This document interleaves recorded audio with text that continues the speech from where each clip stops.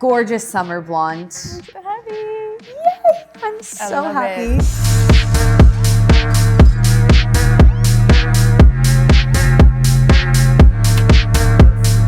She has a really dark base and we are lifting a lot of levels. So I will be using my 9% so I can ensure that I get that clean, clear lift. I'm also going to be adding my tried and true SilkLift serum drops. This is what's going to help protect the integrity of her hair. Today I'm really just gonna focus on like this mohawk section around the face and then a few underneath. And I really want to clear out these ends and have them feeling a little bit more like a clean canvas so I can create a really sparkly and bright blonde.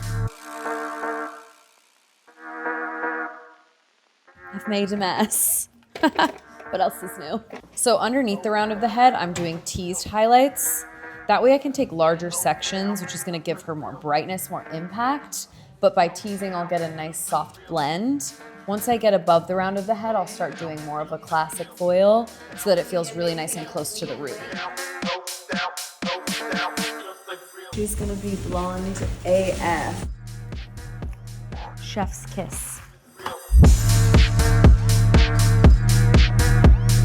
For the root melt, I'm gonna be using 7NA and 5NA. And then for the ends, I'm gonna be using 10V, 10BS, and 10BB. I am just wrapping up the gloss, being super intricate around the hairline though. I'm really just tapping in a melt right there just to blur any foil lines, but I wanna keep it as bright as possible around the face. I'm rinsing out the gloss and I'm obsessed with the tone and the blend.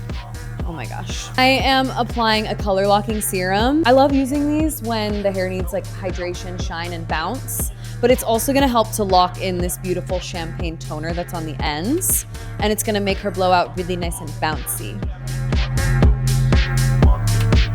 So this is our gorgeous champagne blonde. How do you feel? I love it. I'm Good. obsessed. It's super bright, it's creamy, but you still have a gorgeous lived-in root, which I think just suits your skin tone, your eye color, and everything. Gorgeous summer blonde. I'm so happy.